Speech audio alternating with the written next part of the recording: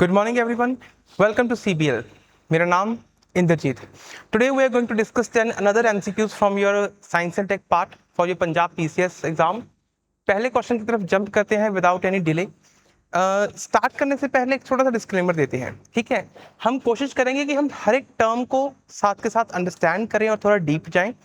तो कोशिश करेंगे कि जहां जहां सम सॉल्व कर रहे हैं स्टेटमेंट पढ़ के सिर्फ उसको ये नहीं कि ये ठीक है ये गलत है. We'll try to decipher each and every term. So be very attentive. And जब मैं क्वेश्चन खत्म करूं, ठीक है, तो कोशिश करनी है कि आप पहले जैसे मैं क्वेश्चन पढ़ रहा हूं उससे पहले आप क्वेश्चन पढ़ो, आपके सामने देखो पूरा विजिबल है. And try to do it by yourself. Video pause करो, कमेंट सेक्शन में आंसर दो या अपने पास आंसर लिखो और फिर देखो कि मैंने कितने सही किए कितने गलत किए. ठीक है, चलो क्वेश्चन देखते हैं. With reference to plant hormones consider the following statements. Plants की अगर हम बात करें तो हमने सेल स्ट्रक्चर ऑलरेडी डिस्कस किया था कि प्लांट सेल होते हैं, एनिमल सेल होते हैं. जैसे प्लांट सेल में सेल वॉल होती है और एनिमल सेल में प्लांट सेल वॉल नहीं होती है.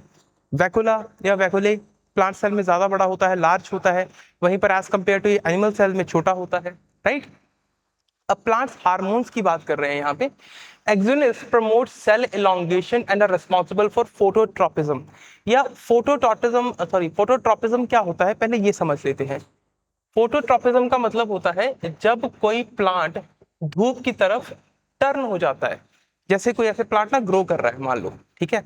आप देखेंगे अगर कहीं ऐसी डार्क प्लेस पर सीड जर्मिनेशन हो गई है बट सन की लाइट इस तरफ से आ रही है तो पेड़ ना धीरे धीरे सन की तरफ मुड़ने लग जाता है, उस तरफ बेंड हो जाता है. इस चीज को बोलते हैं फोटोट्रोपिज्म. फोटोट्रोपिज्म मतलब जब प्लांट सन की लाइट की तरफ टर्न हो जाता है, बेंड हो जाता है. ठीक है, ग्रो करते वक्त, ये नहीं कि रोज ऐसे टर्न हो रहा है, ग्रो करते वक्त जब वो मुड़ता है उसे बोलते हैं फोटोट्रोपिज्म. ठीक है, ये सनलाइट है. तो जो ऑक्सिन है ये प्रमोट सेल इलोंगेशन मतलब सेल को लंबा करता है और रिस्पॉन्सिबल है for phototropism. Then gibberellins stimulate stem elongation and seed germination. जी हाँ, this statement is also true. ये एक प्रोसेस है, एक हार्मोन है जो सेल स्टेम की, स्टेम मतलब जैसे ये पेड़ है इसे पंजाबी से कहते हैं पत्ताना, है ना. तो ये जब ग्रो करता है इसके बड़े होने में एक इंपॉर्टेंट हार्मोन है gibberellins stimulate stem elongation and seed germination. This statement is true. Abscisic acid promote stomatal opening during the water stress. Not stopping. देखो सिंपल सी बात समझते हैं. आप इसको छोड़ो, आपको मान लो इसके बारे में कुछ भी नहीं पता, क्वेश्चन को सॉल्व कैसे करते होते हैं, अप्रोच क्या रखते होते हैं. जस्ट अज्यूम कि आपको इस एसिड के बारे में कोई नॉलेज नहीं है, बट एक सिंपल बात समझ के देखो. स्टोमेटल मतलब स्टेम की जो ओपनिंग है, स्टोमेटल ओपनिंग होगी ड्यूरिंग वाटर स्ट्रेस. अगर पहले ही वाटर स्ट्रेस है और हम स्टोमेटल ओपनिंग करेंगे मतलब वाटर और ज्यादा लूज होगा. तो एक तो वाटर स्ट्रेस है और आप ज्यादा मतलब प्लांट वाटर लूज थोड़ी करेगा, तो वो क्या करेगा, स्टोमेटल क्लोजिंग करेगा. तो जो ये एसिड है ये स्टोमेटल ओपनिंग नहीं क्लोजिंग में हेल्प करता है. ठीक है, तो इसलिए आपकी थर्ड स्टेटमेंट गलत हो जाएगी. First and second true, A would be your correct answer. Next question देखें, जस्ट अ मोमेंट. देखो जी, आंसर इसका ए. नेक्स्ट क्वेश्चन देखो. With reference to photosynthesis. Photosynthesis क्या होता है, फोटो यानी फोटोन. फोटोन क्या है, एक क्वांटम पैकेट ऑफ एनर्जी है जो सनलाइट को हम मापते हैं. ठीक है, फोटोसिंथेसिस जो पेड़ है, पेड़ पौधे हैं अपना खाना फोटोसिंथेसिस के थ्रू बनाते हैं. Consider the following. The light reaction occurs in the thylakoid membrane of the chloroplast. This statement is very much true. Chloroplast क्या होता है, पेड़ के हर पत्ते में क्लोरोप्लास्ट होता है जहां क्लोरोफिल होता है और क्लोरोफिल में फोटोसिंथेसिस होता है. ठीक है, तो this statement is true. Calvin cycle occurs in the stroma and fixes carbon dioxide into glucose. जो फोटोसिंथेसिस है ना, आप ऐसे समझ सकते हैं, carbon dioxide plus H2O plus sunlight gives you carbohydrates या ग्लूकोज कह लो आप, और प्लस सॉरी नीचे लिख रहा हूं मैं प्लस O2. ठीक है, ऐसे कार्बन डाइऑक्साइड वो इनहेल करते हैं, कौन, प्लांट्स इनहेल करते हैं पानी के साथ मिलकर और सनलाइट मिलके, तीनों चीजें मिलके बनाते हैं carbohydrates and then oxygen breathe out करते हैं. ठीक है, तो आपकी सेकंड स्टेटमेंट भी सही है. And oxygen released in photosynthesis originate from carbon dioxide. हालांकि इसमें कार्बन डाइऑक्साइड होता है पर जो ऑक्सीजन वो ब्रीद आउट करते हैं वो कार्बन डाइऑक्साइड की नहीं ऑक्सीजन आता है पानी के मॉलिक्यूल से, वाटर मॉलिक्यूल से, ठीक है। आई थिंक ये क्वेश्चन हमने पहले भी डिस्कस किया है, या स्टेटमेंट डिस्कस करी है, not carbon dioxide H2O water. This statement is true, नहीं ये स्टेटमेंट गलत हो गई। A would be your correct answer, perfect, ठीक है जी। नेक्स्ट क्वेश्चन देखो, जाइलम। जाइलम क्या होता है? जाइलम समझने से पहले हम एक चीज समझते हैं, कैपिलरी, कैपिलरी एक्शन। कैपिलरी क्या होता है? बहुत ही छोटी सी बारीक सी ट्यूब की तरह समझो उसे, जैसे हमारे शरीर में वेन्स हैं, आर्टरीज हैं, है ना, तो वो भी एक तरह की कैपिलरी ही है। कैपिलरी मतलब एक बहुत ही बारीक सी पाइप जिसके थ्रू कुछ भी पास ऑन हो रहा है, ब्लड पास ऑन हो रहा है हमारी बॉडी में। जाइलम क्या करता है? जाइलम रूट से, जैसे ये प्लांट है तो यहाँ पर होते हैं रूट्स, ठीक है, ये सॉइल हो गई या ग्राउंड हो गया, तो रूट से जाइलम पानी और न्यूट्रिएंट्स, पानी और न्यूट्रिएंट्स लेके जाता है ऊपर पत्तों तक। और देन उसका बिल्कुल ऑपोजिट काम करता है फोलम। फोलम पत्तों से नीचे की तरफ लेके आता है स्टेम्स के थ्रू, क्या लेके आता है? उनके भोजन, जो भी कार्बोहाइड्रेट्स हमने पिछले पेज पे रिएक्शन में क्रिएट करे थे, यहाँ पर ये कार्बोहाइड्रेट्स हैं, तो ये कार्बोहाइड्रेट्स फोलम लेके आता है नीचे रूट्स की तरफ या अदर ब्रांचेस की तरफ, राइट। तो xylem transports water and minerals mostly unidirectional. This statement is true. Phloem transports organic solutes, organic वही carbohydrates, often bidirectionally. ये statement भी true है, bidirectionally ऊपर भी नीचे भी सब जगह। Xylem mostly unidirectional होता है। Both xylem and phloem are composed entirely of living cell. जी नहीं, xylem जो होता है ना वो डेड सेल से बना होता है और phloem लिविंग सेल से। तो आपकी थर्ड स्टेटमेंट गलत हो जाएगी, A would be a correct answer, ठीक है। आई होप यहां तक समझ आया होगा। फोर्थ क्वेश्चन देखो, बहुत इंपॉर्टेंट क्वेश्चन है और बेसिक सा क्वेश्चन है, vegetative propagation. Vegetative propagation produce offsprings genetically identical to the parent. जी हाँ, this statement is very much true. Vegetative मतलब जैसे असेक्सुअल रिप्रोडक्शन होती है, vegetative propagation is asexual reproduction, तो जिसमें जो ऑफस्प्रिंग होगा, यानी जो बच्चे कह लो या आप जो नेक्स्ट जनरेशन होगी, वो जेनेटिकली आइडेंटिकल होगी टू द पेरेंट, ठीक है, जैसे पोटैटोज होते हैं वैसा कुछ। क्रॉस पॉलिनेशन, क्रॉस पॉलिनेशन मतलब दो अलग अलग स्पीशीज ऑफ प्लांट, दो अलग अलग स्पीशीज ऑफ प्लांट के जो पोलर हैं उनको क्रॉस पॉलिनेट किया जा रहा है, तो क्रॉस पॉलिनेशन। अब सर्टेनली जब हम क्रॉस पॉलिनेशन करेंगे तो जेनेटिक डाइवर्सिटी इंक्रीज होगी या डिक्रीज होगी? भाई साहब इंक्रीज होगी, तो this statement is also true. Proximus in plants involved in seed formation without fertilization. This statement is also true. ठीक है, तीनों D would be a correct answer. ठीक है, चलो नेक्स्ट क्वेश्चन देखते हैं। With reference to plant movements, consider the following statements. देखो यहाँ पर प्लांट की मूवमेंट की बात हो रही है, प्लांट चलते तो है नहीं भाई, है ना, दे आर फिक्स्ड। यहाँ पर हम प्लांट मूवमेंट से रेफर कर रहे हैं कि प्लांट की जो ग्रोथ हो रही है, जैसे मान लो ये ग्राउंड है ना, ग्राउंड से सीड जर्मिनेट हुआ, प्लांट ग्रो कर रहा है, वो ग्रो करते करते कुछ प्लांट सीधे चले जाएंगे या कुछ टेढ़े मेढ़े हो जाएंगे। वो टेढ़े किस तरफ होंगे? जिस तरफ को सनलाइट होगी। एक तो उनका इंटरनल फोर्स है कि वो सनलाइट की तरफ मूव करें, और दूसरा उनके ऊपर ग्रेविटी भी काम कर रही है। तो यहाँ पर हमारे लिए दो टर्म्स इंपॉर्टेंट हो जाती हैं, फोटोट्रोपिज्म एंड जियोट्रोपिज्म, ठीक है। फोटोट्रोपिज्म क्या होता है कि जब वो सनलाइट की तरफ मूव कर रहे हैं। जियोट्रोपिज्म क्या होता है? जब वो ग्रेविटी के इन्फ्लुएंस में आके मूव कर रहे हैं किसी भी डायरेक्शन में, और ग्रेविटी ऑब्वियसली नीचे की तरफ खींचेगी। Phototropism is growth of the plant in response to gravity. Gravity, sorry check करना है सही है गलत है, तो ये स्टेटमेंट गलत है। Phototropism is a growth of plant in response to light, not gravity. आपकी स्टेटमेंट गलत है। Geotropism refers to directional growth in response to light, ये स्टेटमेंट भी गलत है। एक्चुअली ये स्टेटमेंट उल्टी कर दी गई है दोनों। अगर यहाँ ग्रेविटी की वजह लाइट होता और यहाँ लाइट की वजह ग्रेविटी होना चाहिए, तभी स्टेटमेंट सही होती, पर अभी नहीं है, तो दोनों ही स्टेटमेंट गलत है। Thigmotropism refers to growth movement in response to touch. जैसे अब इसको समझने की कोशिश करते हैं, बहुत बेसिक एग्जांपल, पंजाब की जो सड़कें हैं दोनों तरफ पेड़ लगे हैं, आमतौर पर लगे होते हैं, सड़कों के दोनों तरफ पेड़ लगे होते हैं।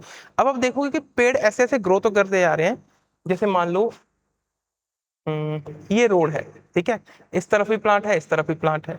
तो जैसे मान लो ये रोड है और रोड के दोनों तरफ प्लांट है, आप देखोगे वो ऐसे हो जाते हैं, ठीक है, ऐसे ग्रोथ कर रहे हैं प्लांट और पत्ते ऐसे हो जाते हैं, तो पूरी रोड को कवर कर लेते हैं एक तरह से। पर क्यों नहीं उनकी टहनियां नीचे की तरफ होती है या बिल्कुल सड़क के बीच में क्यों नहीं आ जाती? क्योंकि वहां से लगातार व्हीकल्स मूव कर रहे हैं, बसेस मूव कर रहे हैं, तो आप देखोगे पत्ते बसेस की बिल्कुल हाइट के बराबर या ट्रकों की हाइट के बराबर उससे ऊपर होते हैं हल्के से। This is because of thigmotropism. It refers to growth of movement in response to touch. या एक और आप चीज इससे कर सकते हैं, एक पर्टिकुलर आर्ट है, जापानीज आर्ट है, जिसमें पेड़ को डेडिकेटेडली बड़ा नहीं होने देते, तो ग्रोथ नहीं करने देते, तो छोटे कोई, उसे बोलते हैं बी से कुछ नाम होता है। मैं भूल रहा हूँ, अगर आपको याद है तो कमेंट सेक्शन में बताना। मेरे को पता नहीं क्यों ब्रोकली आ रहा है, वो कोई पर्टिकुलर टर्म होती है, ठीक है, मैं भूल रहा हूँ, जिसमें ये जापानीज आर्ट है। प्लांट को वो डेडिकेटेडली ग्रो नहीं करते, तो आप देखेंगे 4-4 6-6 साल पुराना bonsai. Bonsai is a art, bonsai is a term that for art, जिसमें प्लांट को ना ज्यादा ग्रो नहीं करने देते होते, छोटा रखते हैं हाइट में। वो कैसे पॉसिबल हो पाता है? थिग्मोटॉपिज्म की वजह से, ठीक है। तो दिस स्टेटमेंट इज ट्रू। 1 2 गलत, 3 ओनली होना चाहिए यार, यहाँ तो ऑप्शन ही सही नहीं है भाई। तो 1 2 ऑप्शन आपकी गलत है, यहाँ पे ऑप्शन कोई भी सही नहीं है। Your option correct should be only 3, ठीक है, ये आपका आंसर है। चलो नेक्स्ट क्वेश्चन देखते हैं। हमारी टाइपिंग टिप से थोड़ी मिस्टेक हो गई होगी, कोई बात नहीं। With reference to human circulatory system consider the following statement. हमारी बॉडी का circulatory system, the pulmonary artery carries the deoxygenated blood from heart to lungs. देखो अब ये स्टेटमेंट कंफ्यूजिंग कैसे हो सकती है और यहाँ पर हमें आइडेंटिफाई क्या करना है। आमतौर पर अगर आप आर्टरीज और वेन को थोड़ा पढ़ेंगे तो हमें समझ आता है कि आर्टरीज जनरली ऑक्सीजनेटेड ब्लड और वेन्स डीऑक्सीजनेटेड ब्लड कैरी करती होती हैं। बट यहाँ पर हम सिर्फ आर्टरीज और वेन्स की बात नहीं कर रहे हैं, यहाँ पर हम प्लुमिनरी आर्टरी या प्लुमिनरी वेन्स की बात कर रहे हैं। They are different type of artery और ये सीधा हार्ट से लंग्स की तरफ मूव करती है। तो जो प्लुमिनरी आर्टरी है ये क्या कैरी करती है? Deoxygenated blood. This statement is true. Pulmonary veins carry oxygenated blood from lungs to heart. This statement is also true. All other arteries in the body carry oxygenated blood. वैसे अब देखो सोच के देखना, ये स्टेटमेंट सही लगनी चाहिए कि all other arteries in the body carry oxygenated blood। अभी पहली स्टेटमेंट के टाइम पे मैं ये बोल के हटाऊं कि भाई बॉडी के शरीर में जो आर्टरीज होती हैं वो जनरली, पर मैंने एक वर्ड यूज किया है जनरली, तो मतलब कुछ और आर्टरीज भी हो सकती हैं जो ऑक्सीजनेटेड ब्लड नहीं कैरी करती हैं। जैसे अगर हम बात करें जो बेबी होता है पेट में, उसमें जो आर्टरीज होती हैं, मतलब यूनिक कैम्पियल कोड होती है, ठीक है, उसमें ऐसा नहीं हो पाता है। तो ये स्टेटमेंट वहां जाके गलत हो जाती है।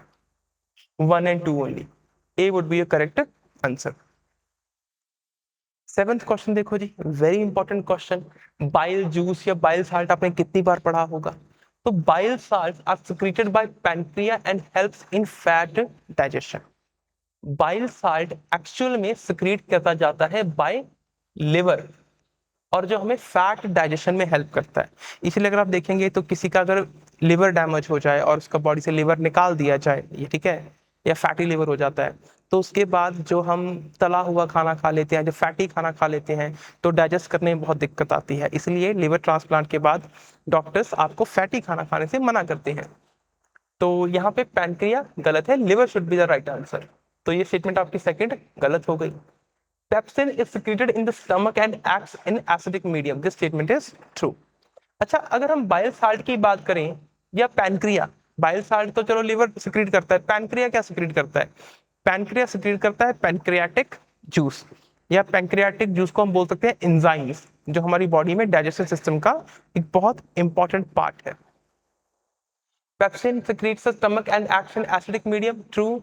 Most nutrient absorption occurs in the small intestine. This statement is also very much true. 1 3 C would be your correct answer. C आ गया, ठीक है। नेक्स्ट क्वेश्चन देखो, with reference to respiratory system, सांस लेते हैं हम, gas exchanges in human occurs across alveoli. Alveoli वैसे तो होता क्या है, जैसे जो लंग्स है, लंग्स के अंदर बहुत डीप जाने पर या हम थोड़ा माइक्रोस्कोपिक लेवल पर जाएं तो एल्वियोली होता है, जहां पर एक्चुअल में गैसेस हीमोग्लोबिन के साथ कन्वर्ट नहीं होती, वो यू वुड से कनेक्ट होती हैं, ऐसे समझ लो, ठीक है। बेसिकली हीमोग्लोबिन क्या करता है, हमारे बॉडी में होता है ब्लड, ब्लड में होते हैं RBC, red blood cell. Red blood cells जब उसे पास होते हैं तो वहां पर वो ऑक्सीजनेट, ऐसे कर लो कि उठा लेते हैं, और बॉडी के अलग अलग ऑर्गन्स में, टिश्यूज में जाकर वो छोड़ देते हैं, और वहां से कार्बन उठाते हैं और लंग्स में आके छोड़ देते हैं, और फिर हम कार्बन ब्रीथ आउट कर देते हैं, ठीक है। तो this statement is true. Hemoglobin HB, hemoglobin in red blood cells bind oxygen reversibly. Obviously reversible होता है, क्योंकि अगर वो ऑक्सीजन फिक्स कर लेंगे फिर वो अनलोड कैसे करेंगे, तो वो बाइंड करते हैं, फिर टिश्यूज में जाके डी बाइंड कर देते हैं, अनबाइंड कर देते हैं। This statement is true. Carbon dioxide transport occurs only in dissolved plasma. Carbon dioxide occurs only in dissolved plasma. Carbon dioxide CO2 जब हम ब्रीद आउट करते हैं, देखो यहाँ पर ना एक हल्की सी दिक्कत है। जनरली ये स्टेटमेंट सही होनी चाहिए, क्योंकि कार्बन डाइऑक्साइड ट्रांसपोर्ट में प्लाज्मा का एक अच्छा खासा रोल है, पर यहाँ पर लिखा है ओनली, एक्सट्रीम स्टेटमेंट हो गई, तो ओनली करके ये स्टेटमेंट गलत हो गई है। प्लाज्मा के थ्रू 7 to 10% ट्रांसपोर्टेशन होती है कार्बन डाइऑक्साइड की, बट ओनली की वजह से ये स्टेटमेंट हमें गलत करनी पड़ेगी। थर्ड स्टेटमेंट गलत हो गई। A would be a correct answer. I hope यहां तक समझ आया होगा। 9th क्वेश्चन देखो, with reference to human nervous system. Human nervous system की हम बात करें तो दो तरह का होता है, एक सेंट्रल नर्वस सिस्टम होता है, उसके ना आप ऐसे समझ सकते हैं कि इस नर्वस सिस्टम के दो ब्रेन्स होते हैं, एक तो ये हमारा दिमाग, दूसरा सेंट्रल नर्वस सिस्टम में हमारी स्पाइन का बहुत इंपॉर्टेंट रोल है। तो कुछ ऐसे मूवमेंट्स होती हैं जो इनवॉलेंटरी मूवमेंट होती हैं, जनरली इनवॉलेंटरी मूवमेंट, जिनमें हमारा कोई कंट्रोल ही नहीं होता। मैंने लास्ट क्लास में भी समझाया था, जैसे मान लो कोई बहुत गर्म चीज है, जैसे ये मान लो ये चीज गर्म हो, मैंने ऐसे टच किया, टच करते ही मैं से ऐसे हाथ एकदम से अपने पीछे हट जाएगा। अब मैं कॉन्शियसली से टच करूं बात की बात है, पर अगर मैं अनकॉन्शियसली टच करूंगा तो अपने आप पीछे हो जाएगा, मेरे दिमाग को सोचना नहीं पड़ेगा।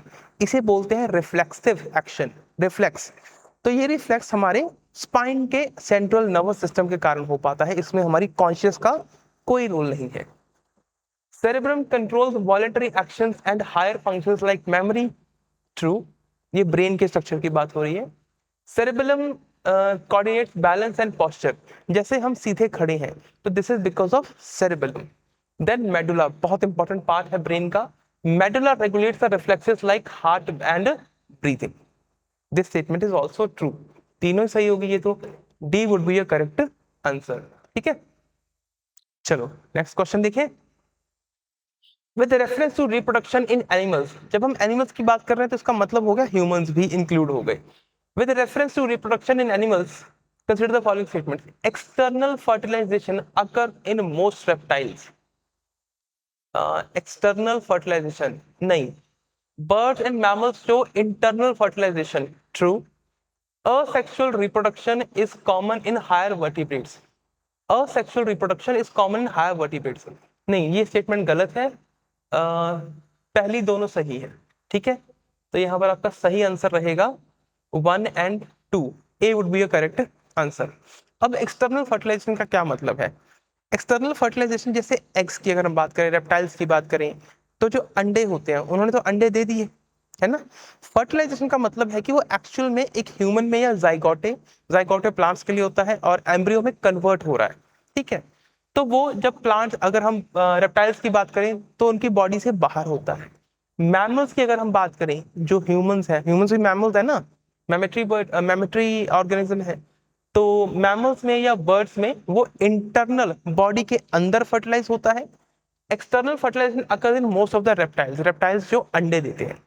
तो अंडों की अगर आप बात करें तो फर्टिलाइजेशन अंडों में बॉडी के बाहर होती है, अंदर नहीं, ठीक है। That is why this statement is true and this statement is also true, ठीक है। चलो आंसर इसका सही है।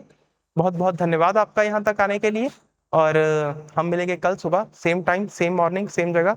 तो तब तक अपना ख्याल रखिए, पढ़ते रहिए, खुश रहिए।